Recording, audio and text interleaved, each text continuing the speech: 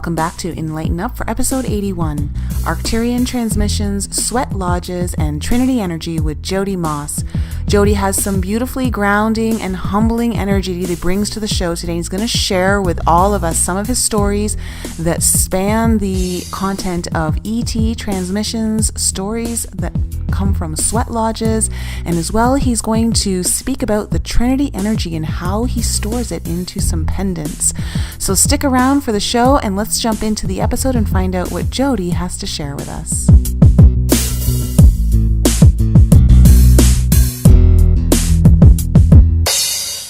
Hi everyone, welcome back to Enlighten Up and Happy New Year. It is actually New Year's Day today when we are recording this episode. And Lisa, Brian, how are you feeling for 2019?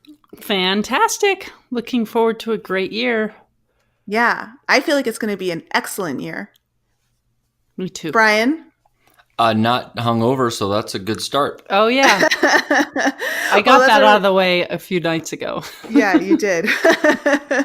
Well, everyone, we have a really great guest joining us today. His name is Jody Maas, and he's been a spiritual person all of his life. He remembers making his first pendulums from wax when he was a teenager, and his grandfather taught him how a Y rod works by using a tree branch.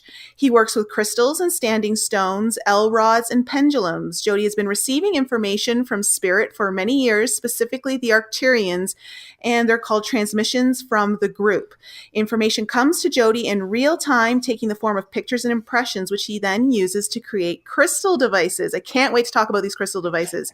So these devices range from crystal power rods to pyramids large enough to sit in.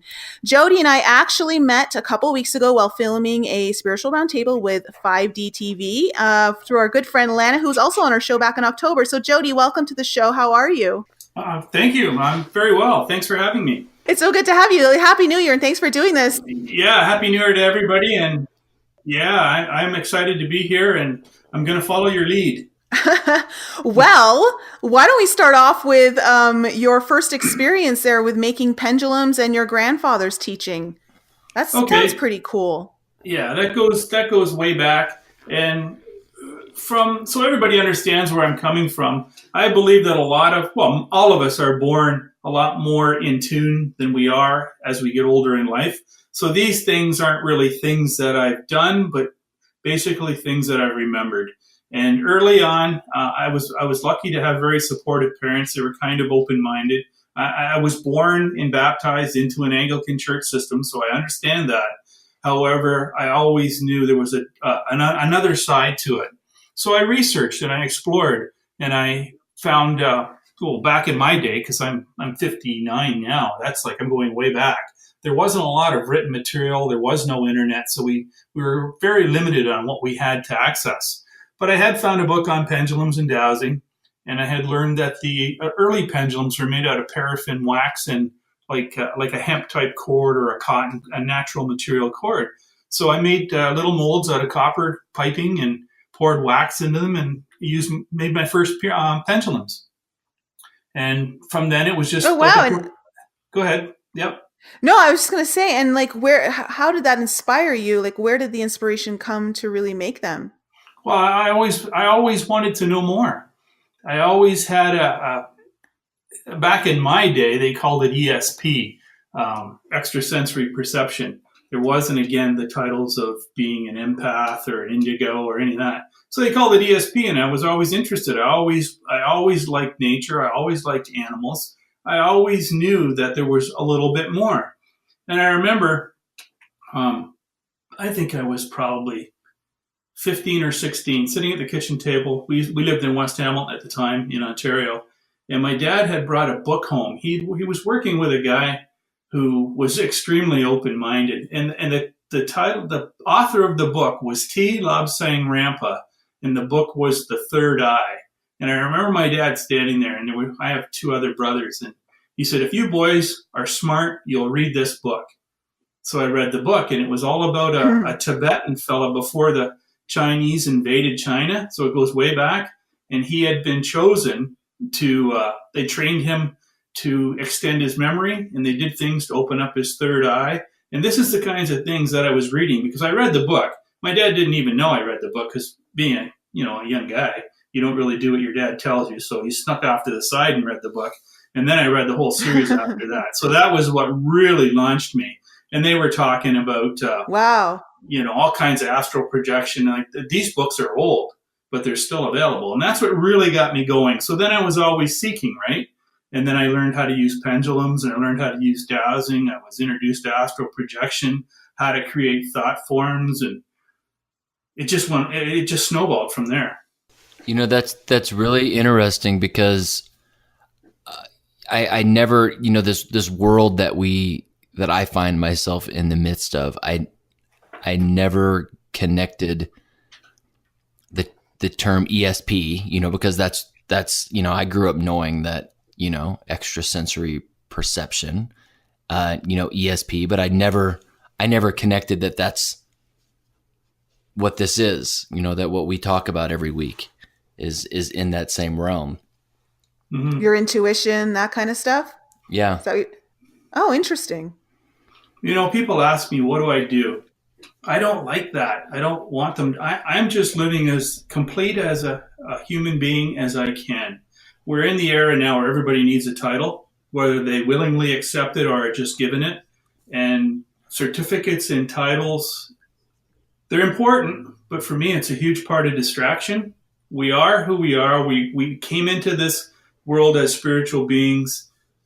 I'm having a hard time putting it into words, but I think you are understanding what I'm saying. It's all the same thing. It's all the same soup, I completely understand. I think it's when you go through whatever you want to call it, an awakening or a spiritual journey, I think that's something that you struggle with a little bit, because you're trying to detach from this world a little bit, but at the same time, there's so many beliefs and expectations that it's hard, to break away from that. Yeah, and it's like the ego wants to define everything and put it into a box, and the spiritual sense of us wants to expand and explore and not have limitations. So it's kind of trying to step beyond, I guess, the program system of making everything defined. And I think that's a big thing for people because so many people are really starting to open up to their more intuitive capabilities, psychic capabilities, ESP. But so many people think it has to be a certain way, and you need to perceive the information in a certain way for it to be heard or understood. And I'm through this journey, you start to realize there's so many different ways of pulling in your information. Like, Jody, you say you pull in like images. Oh yeah. Like, even as we're all here talking as a group, I get impressions. And this is where sometimes it gets me in a little bit of hot water with established people in this field, because I don't go into a trance. I don't meditate. Even as my words are coming out of my mouth now, I'm in contact and connecting. So I don't believe, I know from my own experience, and I'll only speak from my own experience. I'm not going to judge how anybody else does it. That it's an extension. It's like a doorway through our, I guess, energy bodies to higher resources of information.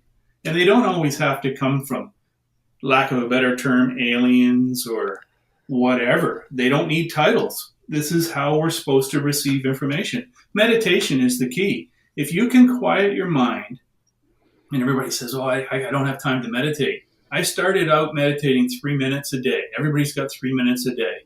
And then you find that you don't have all the random thoughts going through your mind. So now you're open to what was always there. But it doesn't need a title, and it doesn't need a real technique. It's just empty-minded.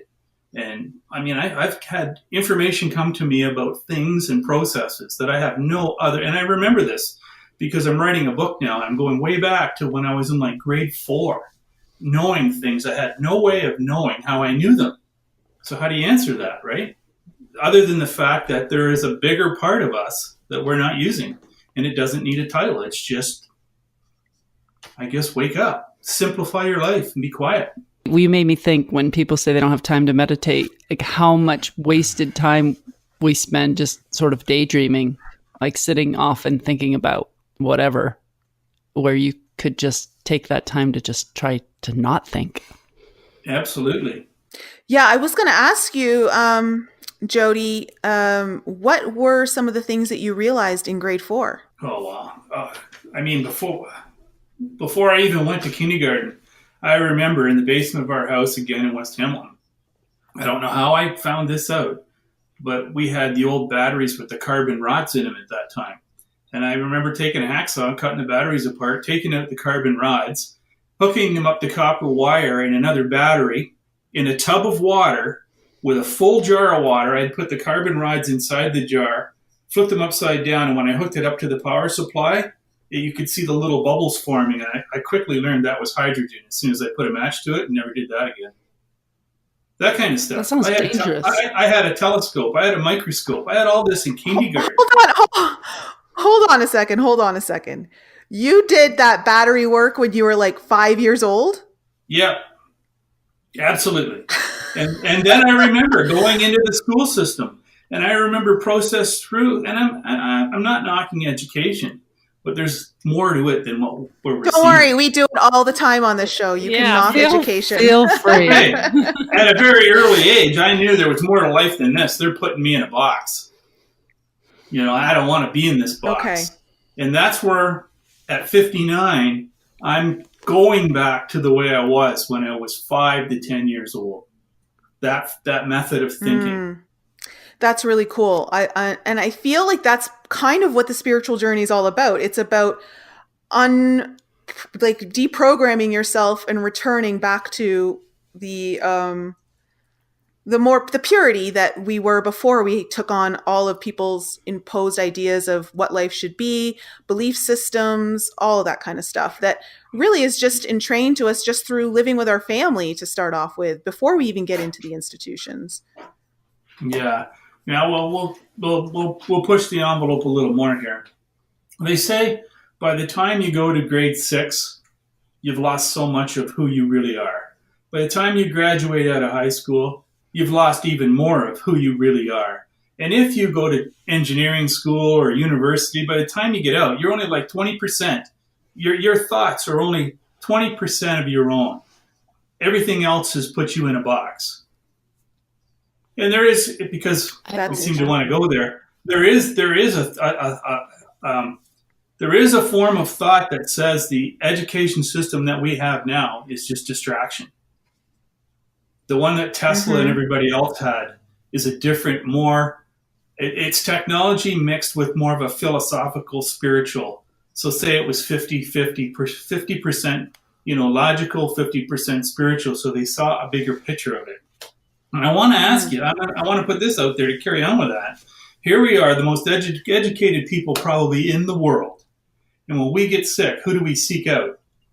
The little guy in the rainforest in the Amazon who's got all this stuff, all these medicines, all these shamanic or medicine techniques to travel to other realities, who knows nothing of our scientific world, yet they have all the answers. Don't you find that interesting? I think it kind of speaks to you being, at a very young age in grade 4, knowing that you were being, that you knew a lot more than understanding how you knew it. And I think Lisa and I are on the same page that we've always known that doctors didn't have all the answers.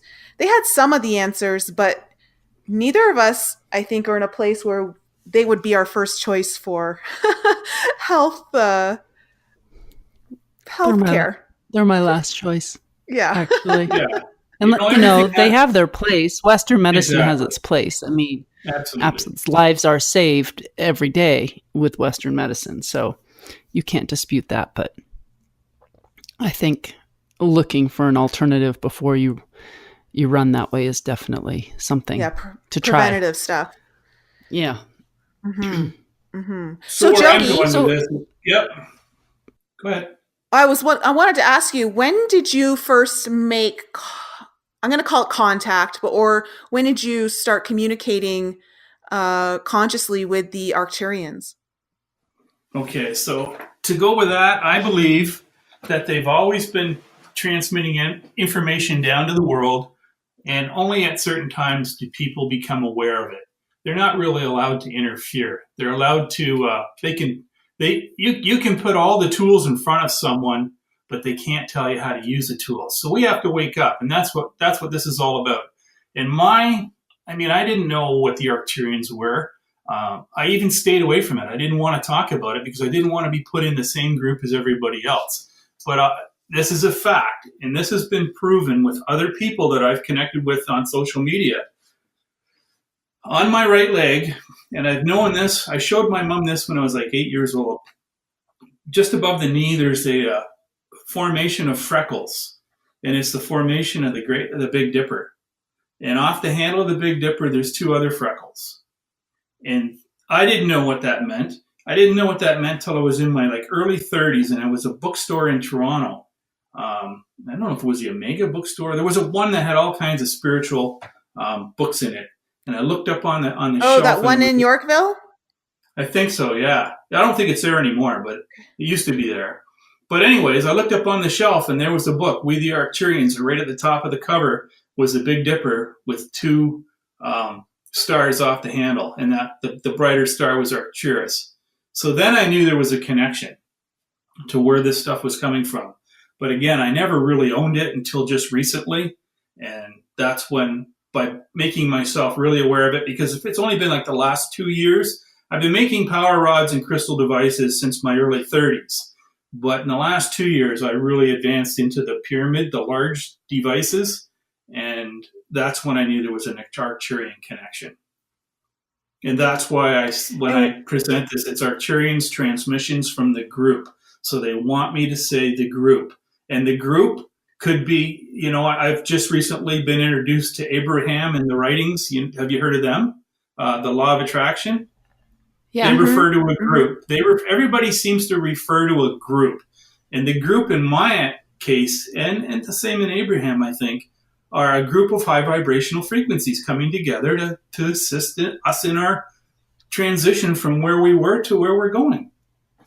And I just became aware of it, and I knew it. And once I owned it, now I'm even doing a talk show like this. I would never have done this over 2 years ago, but I know I have to. Go ahead, Lisa.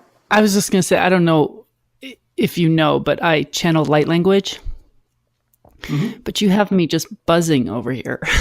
It's not me. We're all connected. Something. I know, but it's when you talk about certain things, I'm like, I can barely contain my energy. I feel you. I thought I heard some noises coming from over there. Yeah, sorry. There's some jumping going on over here. So Jody, what was one of the first messages that came through to you? Again, they don't sit and give me messages. They give me pictures, and I have to act on those pictures. So I would get when I first made my first power rod, I had the sense that I had to go down to my little workshop in my house, and it was nothing more than a workbench and a bunch of clutter. And I went down there and I saw some copper, and I started cutting pieces and putting pieces together, and they weren't always the right pieces. And where I'm going with this, it's not what you do. It's the fact that you've listened, you've acknowledged, and now you're acting on. And that works for everyone. And I tell people, I used copper. I'm happy with copper. Other people might do paintings. Other people might sing songs. It's the same information. The key is to listen to it, to respond to it, and act upon it. So I went down, I made my first rod, and usually in the beginning when I started making them, I couldn't stop till they were finished. And I put a crystal in it, and then they said it needs light. I put a flashlight in the handle and turned it on. And that was the Arcturian Auric Balancer. And I made that 30 years ago. And when my first, I have the Trinity pendant now. The first one was the Ceph pendant. That incorporated a computer chip with program frequency on it, much like a mantra with Herkimer diamonds, and it was designed to use the human aura in connection with the Earth's aura. So you have 2 energy fields that act like, I guess you could say, a transformer. So anything that was not in harmony with you would be drawn into the chip, converted to a harmonious energy and retransmitted back out to the universe. I made that 30 years ago, and a lot of times they give me ideas that I can't make myself. So I had to reach out to an electronics person. I had to reach out to a computer person. I had to reach out to a pewter man to cast the bodies of the pendants. But that's how it works for me. And the pictures, I get maybe 2 hours sleep a night. I can't shut them off. As much as I meditate or whatever, there's so much information coming now. I don't know. I'm hoping that by coming out and presenting on a platform like this, others will be attracted and we can all come together and work as a team. Yeah. So do you create these things and offer them? Like, do you sell them or? Yeah, everything's for sale. Everything's for sale. The pendants are for sale. The pyramids are for sale. I have obstacles because I don't know how to ship the big stuff. I don't know how to do that in the States, so it's pretty much Canadian. But the smaller devices like the pendants, we ship them all over the world. Yep. How big are these pyramids that you're talking about, and what are they made of? Yeah, the pyramid I have in the basement, and again, I had to research this, but I'm pretty sure it still is. They're only 3-sided. So somebody said, well, it's only 3-sided, it's not a pyramid. But I did a Google search, and there are 3-sided pyramids. So my pyramids are all 3-sided. Everything I do is 3-sided. The rods are 3-sided. They all incorporate 3, 6, 9 frequencies. The pyramid I have in the basement now is about 9 feet tall, and it has it's not just copper tubing. There are materials inside of the tubing. It's composed of 3 different metals.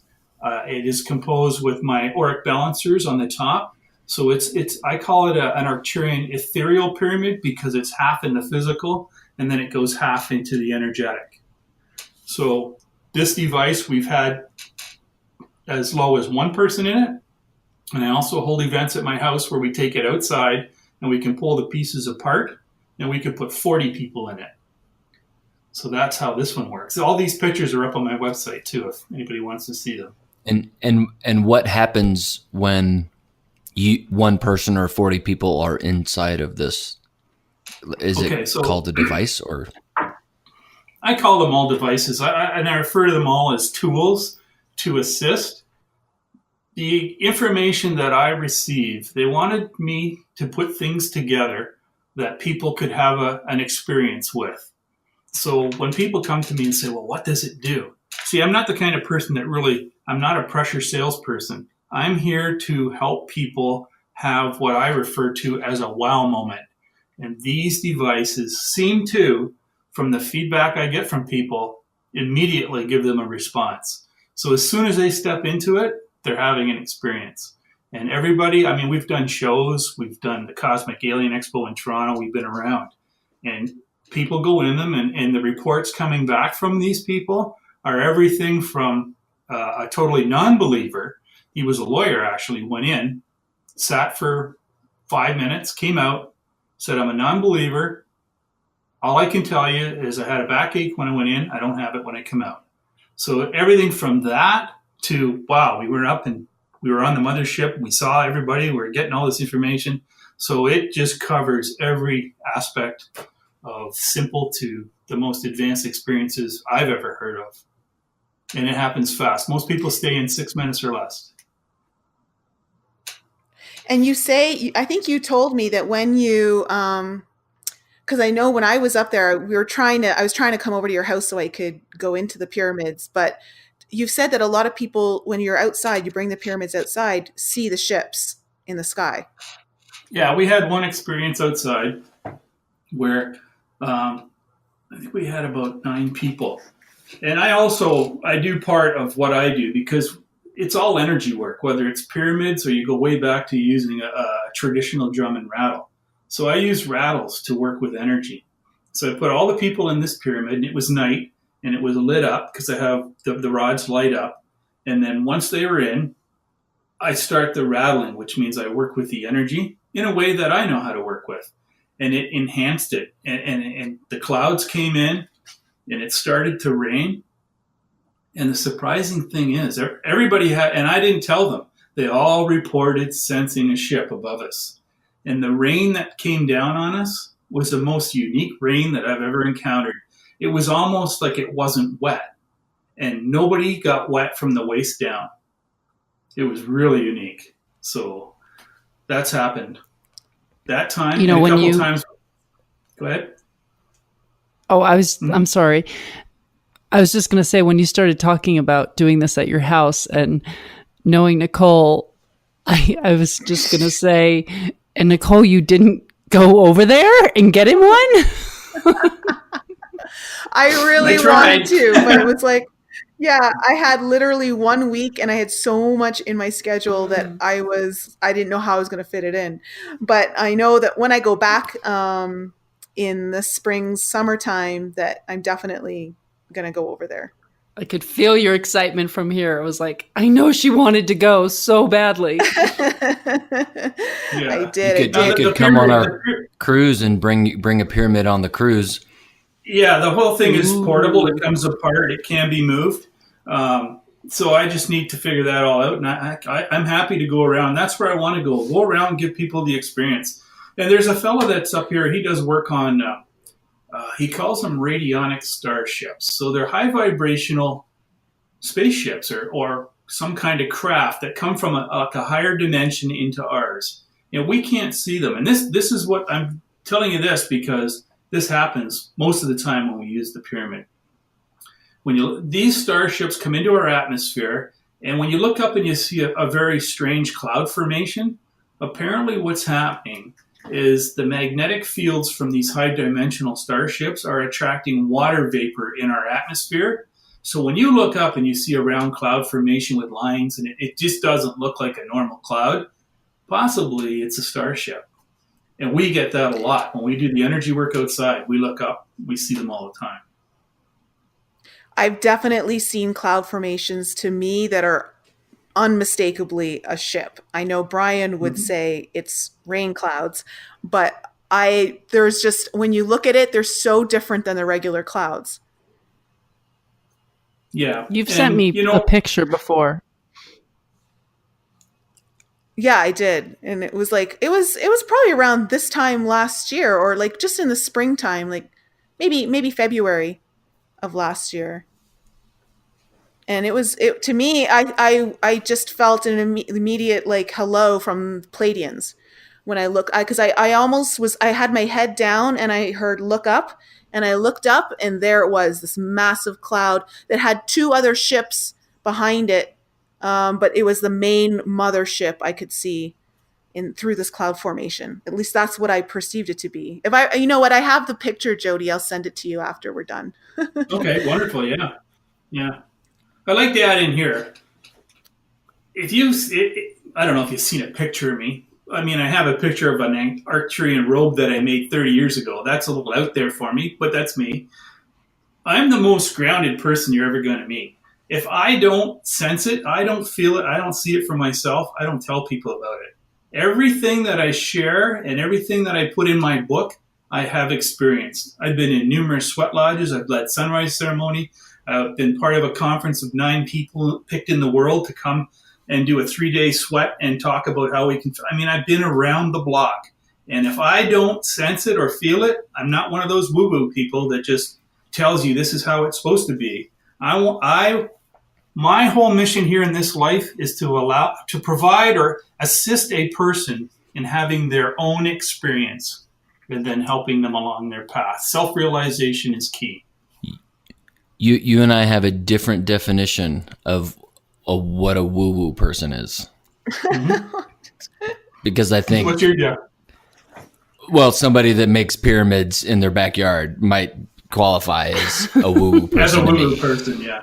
Yeah. Yes. Just from the skeptic's point of view. Yeah.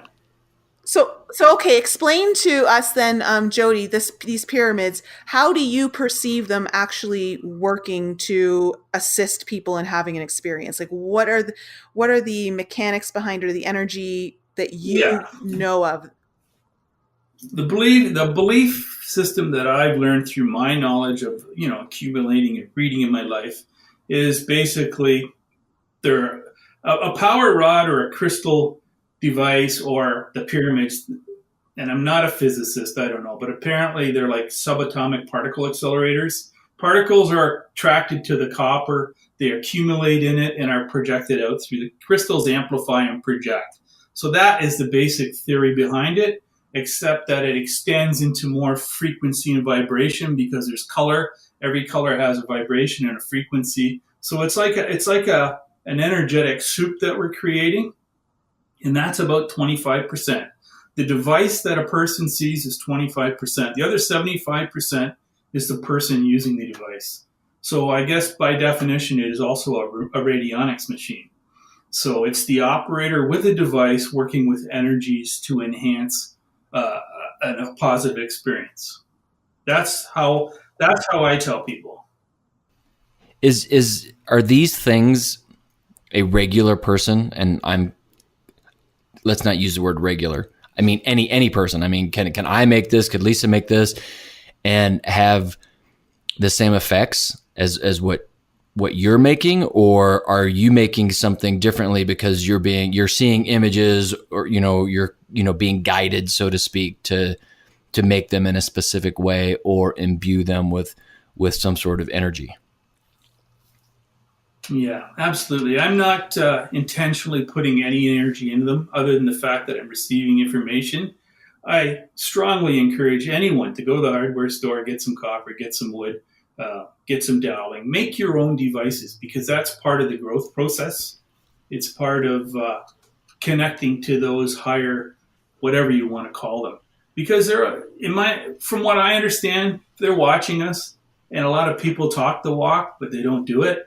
They want to see people get involved. And the energies, when you make your own device, are the energies that, because you're the go-between between physical and spirit coming through you. The energies that you make that way will be more in tune with you than if you buy one. And in saying I'm from both worlds, I like to make my own devices, but if I see something that really speaks to me, I'm the first one to say I want it, and I get it. So it's just that we can't... Go ahead. Instead of selling your devices like your pyramid, would it be better to sell the blueprint, for lack of a better term, for us to make our own pyramid? Yeah. I've been asked that so many times, and that's why my first book's coming out, and we're almost ready to go to edit and then publish soon. It's to give people an understanding of the foundation. Like, I also teach workshops on this kind of thing. Not how to make it so much, but how to work with the energies. Because I find it's out there, and I'm only going by feedback from people that it's beyond their comprehension how this works. And right. Where the challenge comes in is it's not that it's overly complicated. It's just that most people can't see the simplicity in it. They can't see what the basic, simple fundamentals are, which are not complicated, and work on those. For example, meditate. They'll want to make and I'm not speaking for everyone, but generally what I get, they want to make the device, but they don't want to meditate. Well, if you meditated and made your own device, you would end up in the same place where I am right now. Make sense? Yeah, it does. I mean, we can get the blueprints, and we can all make a car. We can get the drawings to make a car, but we won't all end up with the same car. True. I think people are just so disempowered. We've been taught so much to be disempowered that if we want to have anything great, it's outside of us. It's not already within us, and it just needs to be pulled up to the surface. And it also speaks to this idea that we're, and I believe that teachers are very important to help provide some level of guidance for people that are new and starting to learn something. But there's also this energy of wanting to just try it yourself, just figure it out yourself without having to have all of this outside energy coming in that may actually confuse the situation or confuse your own energy when going to try and build something from scratch on your own. Exactly. I would sooner have someone come to me with a picture showing what they've tried and saying, can you help me? Absolutely. I love that situation, but I'm also trying to bridge the gap between that situation and helping people through what I call the distraction out there to do their own thing. And it's not complicated. All you have to, I work with what's called the Trinity energy. There's 3 energies and there's a long story to it. Simply find 3 random stones. Anybody, you guys can do this. Any random stones of any size. Get 3 of them and make a 3-sided pyramid in your house. Do it big enough to put a chair in it and sit in that and meditate. Have your own experience. That's how simple it gets. Brian, you could totally do that. Yeah, but I We have won't. plenty of rocks in the house. And I mean, I could see, Lisa doing with that because she has a relationship with rocks, and she You has don't have lots. any relationship with rocks? No, but Lisa sleeps with rocks and me. Just under my pillow. But she takes them with her. But I think that would be very interesting, and I would be up to hearing Lisa's experience, because she has them and she imbues them with energy, and she can see the energy from the different crystals and stones, and I think that would be cool for her to try. I mean, it would just be. I know you're gonna say that I'm missing the point, and I'm not missing the point, but it would be a waste of time for me to try it because it's just not in my. Because your head gets in the way. Because it's not where I am in my journey, is to sit in rocks and be quiet. So, I was not going to say you're missing the point. That's why they call it a path. It's different for everybody, and we're all at different points in the path. And what's right for one person isn't right for the other. If you don't like rocks, take 3 jars of water. If you don't like 3 jars of water and you don't like rocks, take 3 chairs. Make the pyramid. Consciously sit in it and see what happens. There is no. Well, you have to be open to there's more out there than, and nobody can force it. When people's times come, they're ready and they'll do whatever it takes. Whether it's go to a 3-year retreat, I tell you what I'm willing to try is 3 rocks of ice in my whiskey. I knew something like that was going to happen. Don't put ice in it. We'll start there, and we'll move. So are you saying you want to put 3 glasses with 3 rocks of ice of whiskey in a pyramid? No way, because then I'm not drinking it. I'm sitting in the middle of it. I want to. Well, you could have 3 straws, 3 very long straws from the drinks coming to your mouth, and you could sit in there and see if you have an enhanced whiskey experience. Yeah, you see. I'll just put the rocks around our bed, and he'll be lying in bed, and he won't even know it. Yeah. And then I'll be like, "Hey, baby, let's practice meditating right now." And he'll say, "Okay, just breathe with me, and we'll see what happens." Okay, I'll trick him. There you go. Yeah, if you can. The key is now that I know the trick. Yeah, the key is the number 3 in the triangle. That's the important part. Okay. Yeah, it's a 3, 6, 9. They have to be in the shape of a triangle, and of a triangle. How precise does it? How precise does it have to be? I lay them out. I don't measure angles. I get them. I don't want people come at me with protractors and all kinds of devices. No, just put 3 stones or 3 things wherever. Don't let it become an obstacle to you. Just the key is to make a 3-sided triangle as equally as you can, and use whatever you would like. See, I could tell. Brian would be the one who goes down with a protractor and is like, Lisa, you didn't measure these properly. Equal I was thinking that. I was so happy you said you don't have to measure angles, because my first thought was, I don't think that. He measures everything. He measures everything. Have you not seen the pictures on our walls and how precise they are? He weighs the coffee before he grinds it. He weighs the celery before he juices it. This is all true. Yes. But Nicole, I know with the crystal card deck that you have, I mean, we both have it, but I know you're more familiar with it than I am, that there's a lot of different methods of taking those cards and putting them in different shapes and lying down and having them around you. Is that kind of the same principle? I know that those cards, they're used to work in specific areas of the body, but yeah, you're right. They are making shapes. They are actually making triangles. When I think about, and I actually didn't realize that till you said that right now, that when there are trinities, the Atlanteans in ancient times had these crystal trinity healing trinities, I guess you could call it. And the crystals would be placed in certain areas of the body. And many times one will be on the heart chakra, or one will be on the left shoulder, and one will be on the right shoulder. And so it kind of creates this triangle, or in different ways. And so that's really interesting you said that. I do know, Jody, when we were filming and you were talking about your crystal pendant that you were wearing, and that you had you had 3 Herkimer diamonds in there. And Right. because you're working with that Trinity energy, and I instantly remembered that the Herkimer diamond is the energy of oneness. I just thought that was really cool that you've been guided to do that and put that energy of oneness in that pendulum, or pendant, I should say. And I'd like to add, this isn't new. This has been around forever, this energy. It's just there's a different way I'm hearing it I've tuned it in differently on my mind stereo, you could say.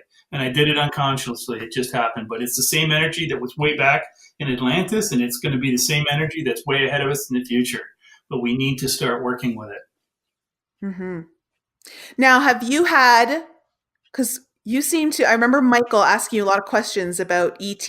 Have you had any ET experiences yourself? What's your definition of an ET experiences? Have I seen things in the sky? Yeah, absolutely.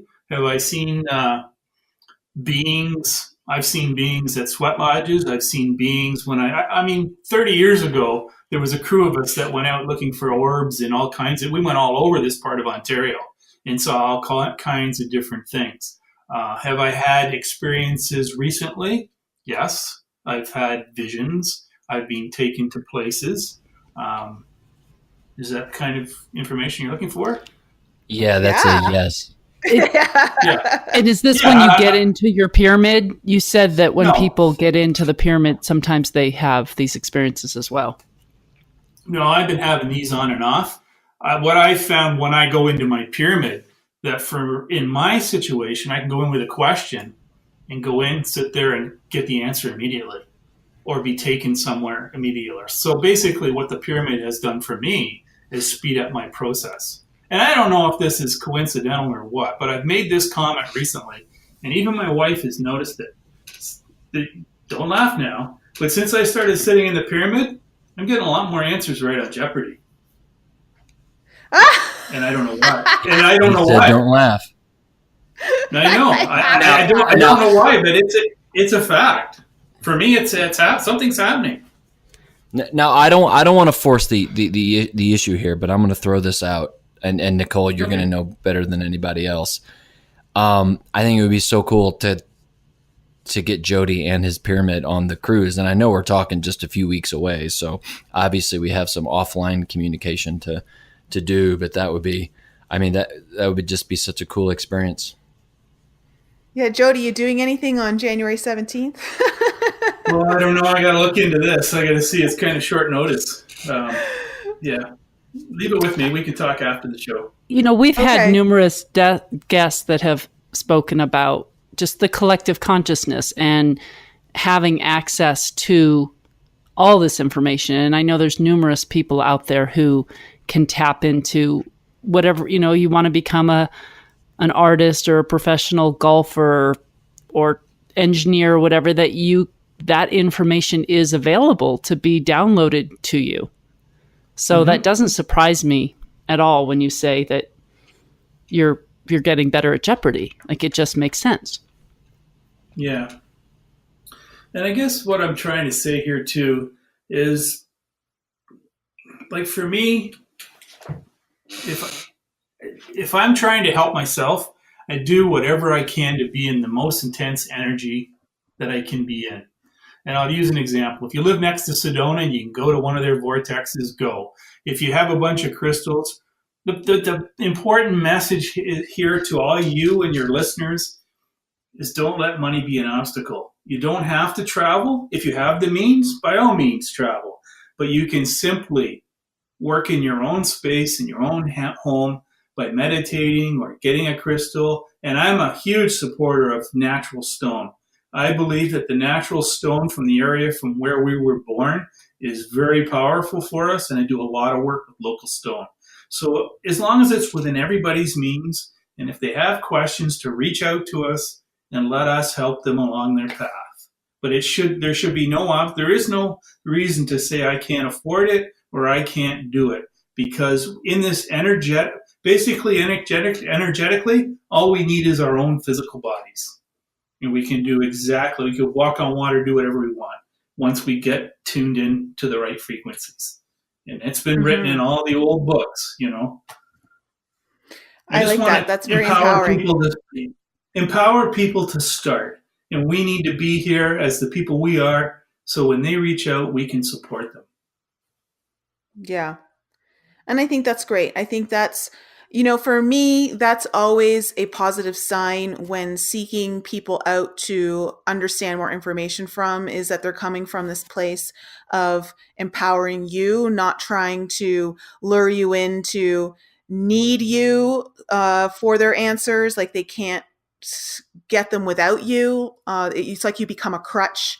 And there are people in the spiritual community who do that, who approach it more like, if you don't listen to me, then you're never going to reach the destination that you want to reach without my guidance. And that's not just spirituality. I mean, that gets to what we've started talking about right at the beginning of this episode, and that gets to Western medicine. I mean, that's what it espouses. You watch TV, you can sit down and watch TV for any hour in any time of the day, and you're going to see one commercial about some sort of pill, right? I mean, that's what it is. This is the way to fix this thing. Mm-hmm. So, I mean, that's outside of you. And unfortunately, that's kind of, the way our society, especially in first world nations, we want something, we want it quickly. We want the quick fix. We want to just buy the thing, and that gets to what Jody was saying. You're probably going to have better experiences if you make the thing yourself, and you're putting your own, energy and prayers and thoughtfulness behind it. It's like buying a loaf of bread versus making bread versus grinding your own flour and making the bread. And all three of those are different experiences. And it's going to taste vastly different. And because you put something into this thing, and you're just going to enjoy it more. It may taste exactly the same, but you've put something into it and you appreciate it more. That's why grandmother's cooking always tastes better, because she puts love into it. Look at our skeptic being all wise. Wow, there were some wise words coming out of our skeptic's mouth today. I was just thinking as he was talking, wow, like the one change that I've really noticed in Brian is just this adoption of self-healing more so than Western medicine. I've always been that way, even before I met you. But more, I just feel like it's unraveling more and more. I think it's, I don't want to say confusing. It might be confusing or interesting that somebody like me that doesn't believe in hardly anything that you guys talk about, but I've always believed that. I've never sought out Western medicine. I've never believed in Western medicine. I've always had my own path and belief. And for me to believe that one thing, which is very core to what you believe, but then I don't see the rest of it. I think it's interesting. Yeah. Yeah. Start. It's a start. Jody. That's part of what we're trying to put into words. That maybe we use different terminology, but it's all the same thing. There's that common thread in us, that common familiarity that says there's more, or something should be different, or that's not for me. And that's all this is, a part of that process. And like Brian was saying, what you put into something, your experience, it really does become your own teacher. just really believe that experience is our greatest teacher. I would love for you to expand upon the experience you had in the sweat lodge where you saw these beings. Okay, well, it goes. Okay, this is the first sweat lodge that I was ever invited to, and it was at New Credit, which is in Hagersville, just south of Hamilton, Ontario, which is 40 minutes west of Toronto. So I went to I was invited to a sweat lodge, and they didn't have a firekeeper. So the firekeeper is the one that stays outside and brings the grandfathers from the fire into the sweat lodge. If you've never done one, there's a whole story to it. But a friend of mine from Australia, that's another whole long story, but he was in the sweat lodge because he had to go to Alberta and he had to leave. So I said, I'll be the firekeeper. You go in the sweat lodge with the elders and have your experience. So while I was outside, it's dark now and it's in the fall, and where the house was to the north of us, and we were between the house and an open field. And the sweat lodge was going on, and it was a process, and they do different rounds. So the first round, they took in 7 grandfathers from the fire and did their thing, and they opened the door, and they asked for 7 more. And it was between the second and the third round that I had looked down to the south of the field, and it was like a haze. But a certain part of the haze had light in it. And and I'm the only one outside. And I continued to look at this hazy light. And I'm going to say it was about 30 feet high by maybe 200 feet wide. So it was like a rectangular, but not with solid lines. And right in the middle of it, as I was watching it, something slid to the left, and I was looking inside of it. And as I was looking inside of it, I saw tall beings walking back and forth in front of the doorway. So that was part of the experience. And then when I turned around to look towards the house, the ground was sloping away from me. And they had it was like a mulch, but it was the dark mulch. And in the mulch, the dandelions had gone to seed. And the ones that stuck out and almost radiated light was a Big Dipper, and off the handle was 2 bigger ones. So that was my first experience at a sweat lodge. Oh, wow. Yeah. Wow, that's kind of intense. Yeah. Yeah, that's a very divine encounter. And the other people that came out of the sweat lodge, they saw the same thing. Mm-hmm. Very interesting. And do you have any idea of what the beings were doing, or if they were assisting in the sweat lodge ceremony from a distance? I think what happened was, I think the sweat lodge raised the frequency of the vibration of the area around which we were standing, and it made the veil thin, so I was able to see what actually is already there, maybe in another dimension. That makes sense. And there's all kinds of stories. There's all kinds of stories for that area of land about an old village and an old shaman. And I mean, they've done Sundance ceremonies there. They've done all kinds of stuff there. So it was a hugely energetic spot. And I believe that sweat lodges and pyramids or whatever are ways of raising the vibration and making the veil thinner. For me, it was confirmation. I don't know so much about the vision of the ship or whatever it was. But when I saw the Big Dipper in the handle, I knew that it was connected to me somehow. So that was one time. And what about the time you recently have had where you were taken somewhere, you said? Oh, just one. That was where I went to. This is getting way out there now. I have Not for this show. Belief system. I have a whole belief system from how I'm a twin. And back in my day, nobody knew. The doctor didn't know my mom was having twins. My brother was born 10 minutes later. I was born. So nobody knew I was coming. And I remember times from before I was born being in a large, dark area, and basically in the center of it, I'll say a room, because I don't really understand what it was, but people would come out of the darkness and come to me and talk to me. And then bang, I was here. And now I'm having those visions again. Only this time when I get in the pyramid, I go back to that spot. And I'm starting to understand more of who I am and why I came here and what I'm supposed to do. And doing shows like this is part of what I'm supposed to do, and writing my book. is what I'm supposed to do. So when you go into the but pyramid, in my opinion, it's a starship. That's where I go to. Okay.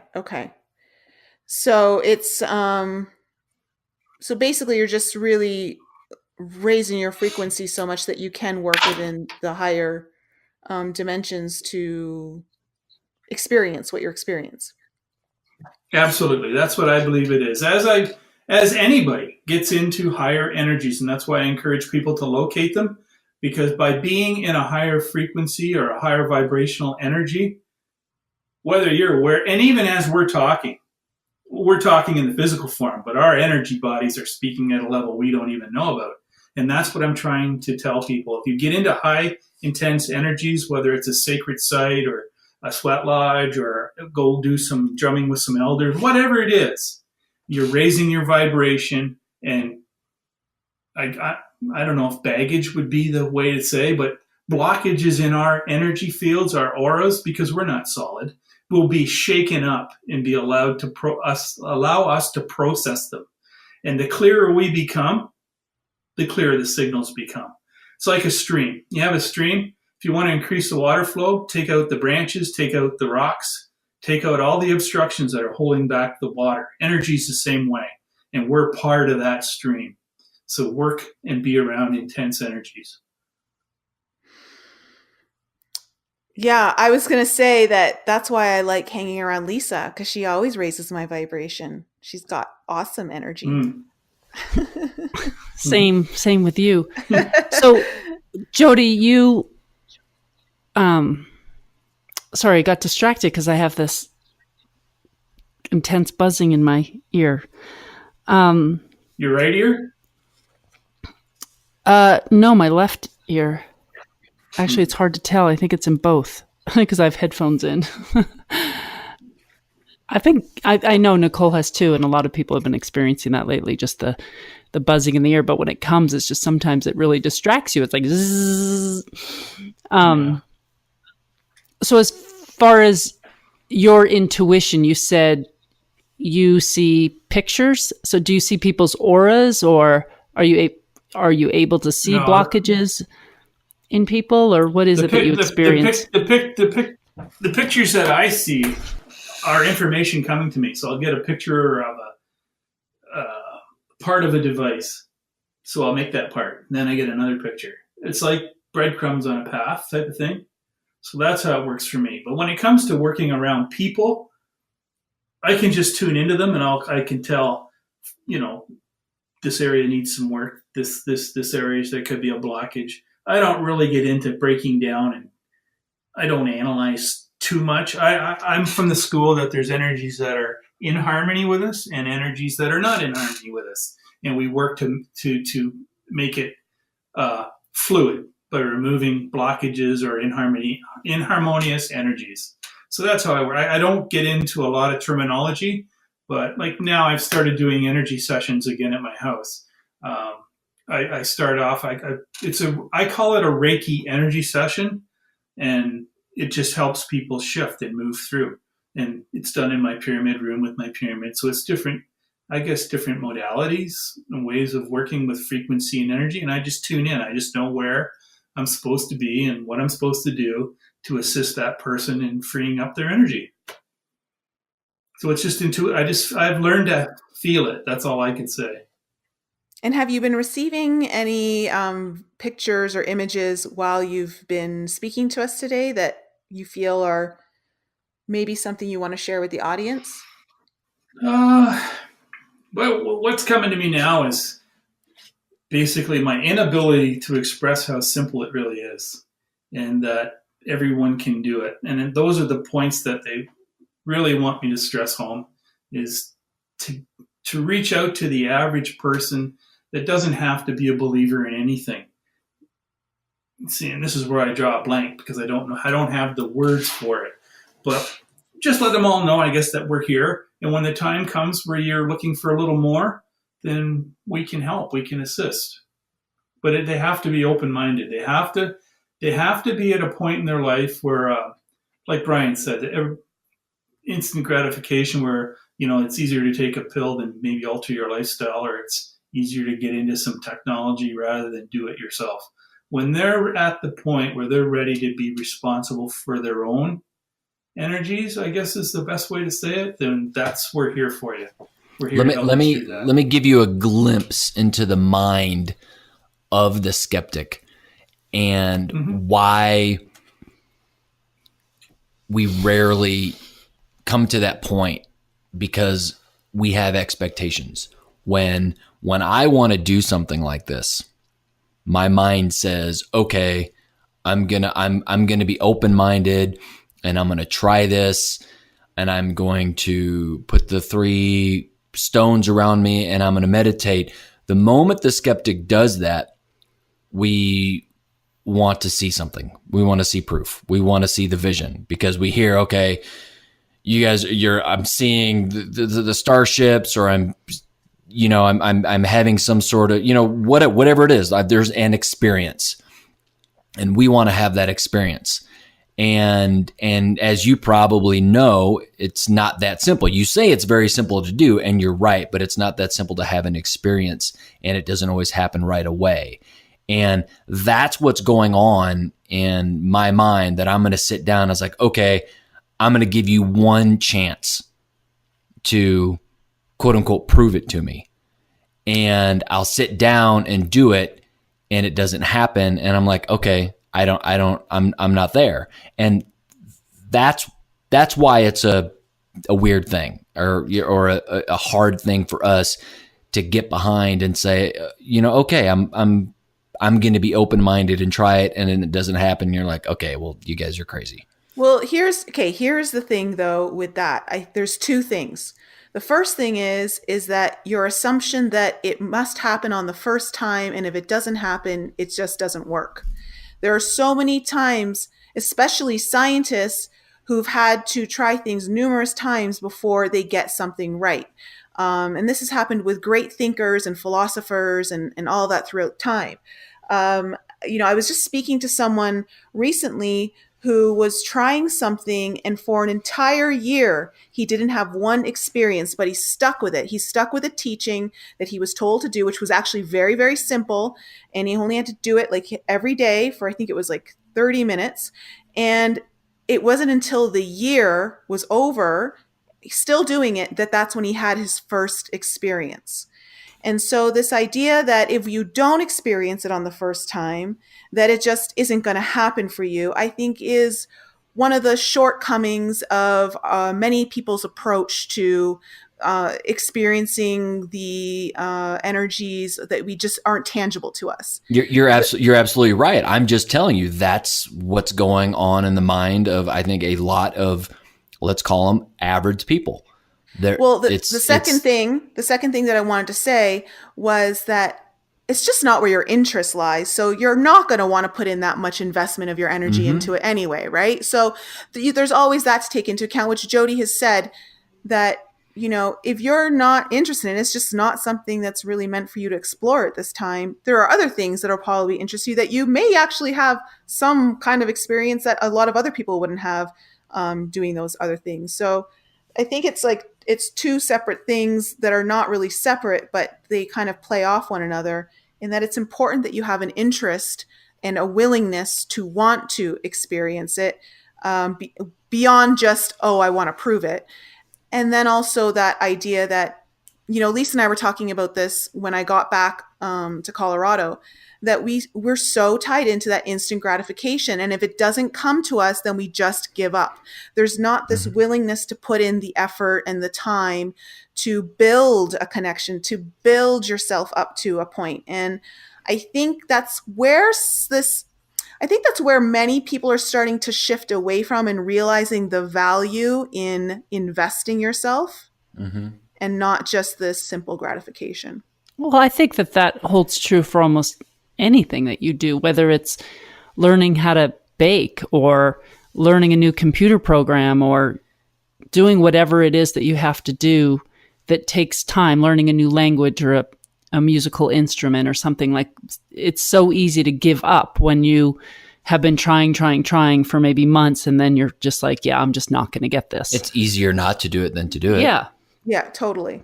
But you have to have that interest level that I'm still really interested in learning to do this, to keep it fueled and to keep you going. And I think the programming of the immediate self gratification that is going on constantly, that we're being bombarded with, knocks us off balance a little bit, that we expect to be able to do things quicker and see results faster. The 6-minute abs, like if I can't have abs in 6 minutes, fuck it, I'm never going to have abs. And this is and there's always going to be people who are genetically predisposed to some just nicer looking abs. It doesn't take them that much work to do it. They're naturally, it's just, we all have our natural gifts, whatever it may be. And I think that too, it becomes really hard, especially in this kind of arena, when you're working with intangible things, ideas, concepts, energies, you see someone who just naturally has the gifts from perhaps when they were born. They just see things, they hear things, they can interact with energies that none of us can see. And then you have those of us who have to work at it and build it up, who don't have the natural gifts from birth, or perhaps it comes in all of a sudden, like spontaneously, like your light language, and it just happens. Like there's so many different ways that it can come in, but I think sometimes we look to the people who have the natural gifts and they think, oh, well, they can do it so easily. If I can't do it now, I'll never be able to do it, which is disempowerment. True. Yeah, and I believe you're extremely right, and you have to have an open mind. You have to be interested in it. And I'll share an experience. Years ago, I do house clearings where I go in and harmonize energies in people's homes. And I was able to take a friend of mine with me. And this guy is a scientist, engineer, electronic guy. He doesn't believe anything spiritual. So we went through the house, we went down the basement. And as we were going through and walking, I noticed that he stumbled. I didn't say anything. I had him back up. We went back upstairs. We came back down and took a different path. But in the same spot, he stumbled again. And I said to him, what just happened? He goes, what do you mean? I just stumbled. I said, yeah, you didn't just stumble. So as I took him back out of that spot and brought him in, I said, tell me what you feel. He said, well, I don't really feel good in my stomach. So oftentimes, even someone who doesn't want to believe or who is not interested is having things affect them. They just don't know how to interpret it. So I was able to talk him through it, and he had an experience. So that's really interesting. I think it's all here, but we just can't listen. We're not hearing it. And what was it about that spot in the house that was tripping him up? Oh, it was just actually there was some old energies from an Indian tribe that was there before. It was just something that wasn't in harmony with him, and it wasn't meant to be in the house. But he was unconsciously stumbling every time he walked through it. So we just harmonized the energies and everything was fixed. But the real point was that even him as a non-believer was having the experience. And it was just such an oversight on his part that he didn't even notice it until I put him back in the situation twice. And then he became aware. Interesting. And he didn't really jump up and down going, Yahoo, I've had an experience. But when he stood there and he was thinking about it, that's a wonderful experience. What I call a wow moment. That now your thinking's going a little beyond with, I can't explain this. What was it? Yeah. It's like we want to see a big kaboom, and yeah. If we were just reflect, I think it just on our basic day and the experiences that we've had, as small as they are, and we take the time to sit with our day and think about it, even things like that NICOLE and I notice all the time, like with numbers, like we're aware and that, I just keep seeing the same number today over and over and over again, whatever that may mean. We have our theories on that, but I think it's more about reflection and taking the time to really reflect on the little things like that. Like we're told, oh, that doesn't mean anything, or you didn't see anything, from a small age when you had make-believe friends that you spoke to, or you saw things and your parents or teachers said, you're not seeing anything and there's nothing there, and stop it and pay attention. I see dead people. Yeah.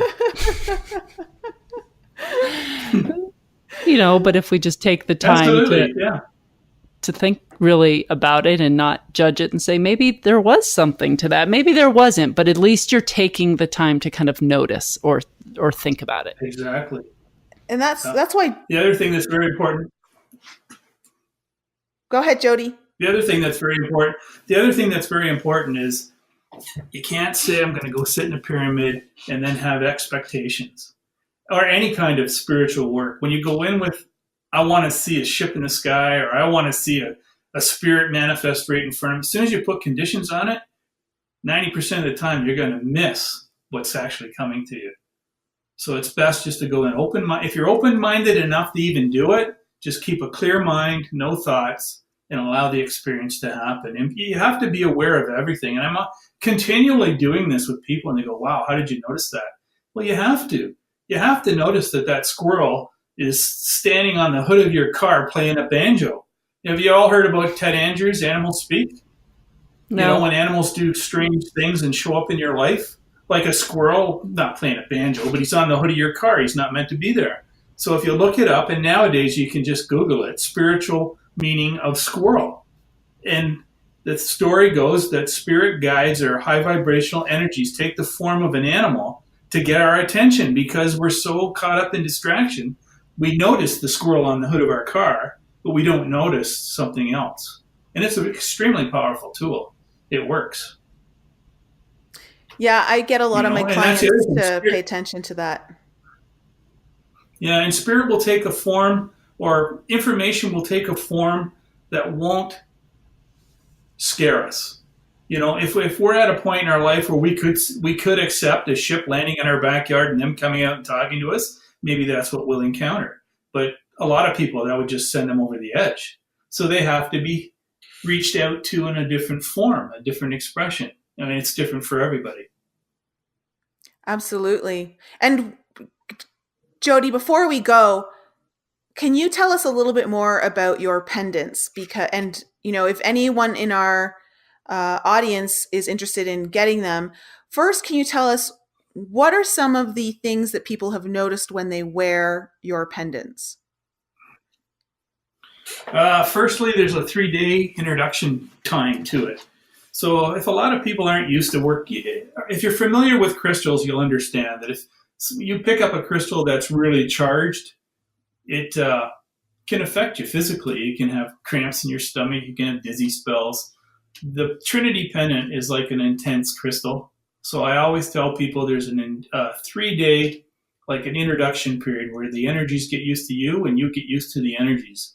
And basically after the 3 days, most people are accustomed to it. I wear mine when I go outside the house. When I'm in the house, I don't wear it around so much. But there is a chip on it. I have an electronics engineer that I work with. And if you're familiar with what a mantra is, we have burned that information, which was sent from basically the Arcturians, onto that chip. And it's all designed into the pendant, and people wear it. People love it. It's basically, the feedback we get is that it's supercharged. It basically, if you're familiar with when you were a kid, you had a magnet, you put a paper over it, and you threw the iron filings on it, and they all lined up. Mm-hmm. That's pretty much what the response is, that it kind of tunes them up or lines them up, and then they just become who they are. And after a while, you don't even need to wear it anymore. Just wear it when you need it, when you feel it. You know, it's like a crystal that speaks to you, on an intuitive level. Yeah, Lisa, what do you want to say? I feel like Lisa has something to say. When you started talking about your stomach not feeling right and energies and just that's where I feel most of my light language comes right through, I guess, my solar plexus. The energy hits me there. Mm-hmm. But I definitely feel that if energies are really off, I'll get a stomach ache or something just doesn't feel right in my stomach. I need to buy one of your pendants for my wife. I thought you were going to say for you. That's right. Yeah. Negative ghostwriter. That's where I feel everything when I'm walking around on land or in people's homes. It's right in right in my solar plexus area. That's where I'm the most receptive, and then once I have those sensations, then I can tune into them better. But that's where I pick them up right off the bat. Mm-hmm. So at the risk of going, I don't know, maybe not. I'm just going to say this. Have you heard light language? Are you familiar with it at all, or? Yeah, these are all terminologies that I've been recently introduced to. People actually say what I'm doing with my pyramids and devices is a form of light language. So, but I'm not an expert on it. They have a message for you. I don't know what that. I don't always feel compelled to say something in light language to our guests, but I have been feeling compelled since the beginning. It's like they're knocking on my door. And I don't translate these messages. You just get them as they are.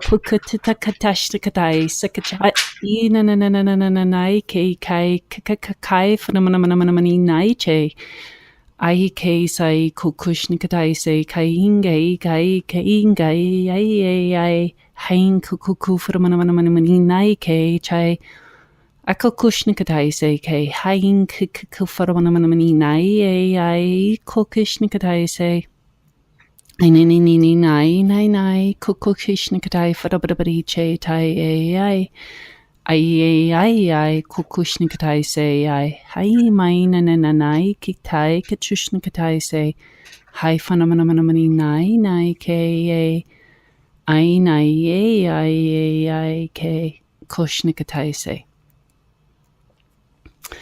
Okay, now I feel better. Thank you. No, I can't talk. I was just completely, my head was just buzzing, just like pins and needles, all crazy. If I could interpret the way it wasn't sent to the person you're talking to. It was sent to a person, part of me, of who I am. And this came to me when I was in high school, and another guy just did it. He wrote my name backwards, and a lot of times when I get impressions and information, it's my name backwards, which is Idaj Sam. That's who that energy spoke to, and I feel totally lined up now. Great. It was definitely meant for you. I felt that completely. That It was like. I just have to say this. I've never experienced anything like it. And I know this is just gonna make Nicole squeal, but we love it when Nicole squeals. I hate doing this. While the whole time Lisa was doing that, I kept thinking this has to be done backwards. What do you mean? Wow. What has to be done backwards? The light language has to be thought about backwards, and he said his name backwards. Oh, so maybe we could play it backwards. No, Lisa. Jody just said that I get that. I get that. No, I understand the synchronicity. It is a coincidence. No, I understand that, but then it made me think maybe we could listen to the light language backwards. I wonder what it would sound like. Maybe.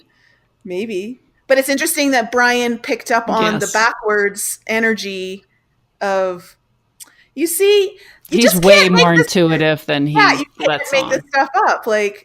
Yeah. And I appreciate, Brian, you saying that, knowing that it kills you to say it, knowing I love it. Mm-hmm. So, Jody, this is the first time you've ever experienced something like that, you were saying. That I've never experienced. I actually had a friend. I've heard this kind of light language before once, but I've never had this experience that I just had. I thought I was going to start bawling, crying, and my whole head, I'm telling you, was tingling. And I had a distinct picture of my name backwards and a vision of some being, which is part of me that I haven't been able to connect with, and I think I'm connected now. Well, that's great. That makes me so happy. I will say, Jody, Lisa's light language is pretty powerful.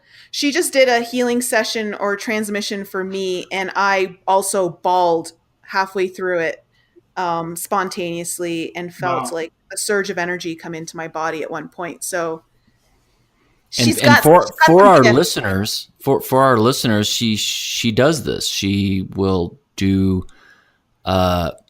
special transmissions for people, and she works with another. We've mentioned Dee Dee a couple of times on the show, and Dee Dee actually can see, like images and kind of translates it. So if any of our listeners, are interested in that, to message us and you get a special thing. And, she, if you want to make a donation or, whatever works for you, it's a pretty cool thing that she does. And I have some light language videos posted on YouTube. So with the translations that I've done with Dee Dee.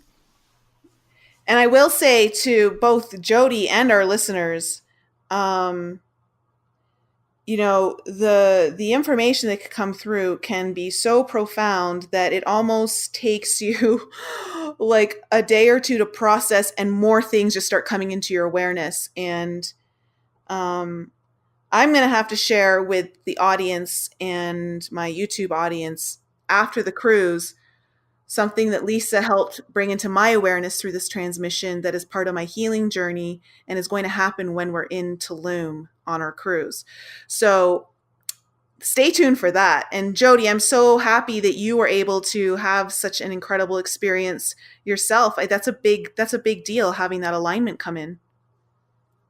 Oh, huge. I have to ask something now. Now you're in Colorado. Lisa and Brian, where are you? Colorado. Okay, Colorado, and I'm up here. Basically, it's 3 points, 3 parts of a triangle. Yes. A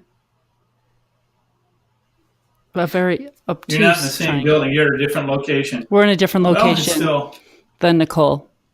We're about 30 minutes from NICOLE. Yeah.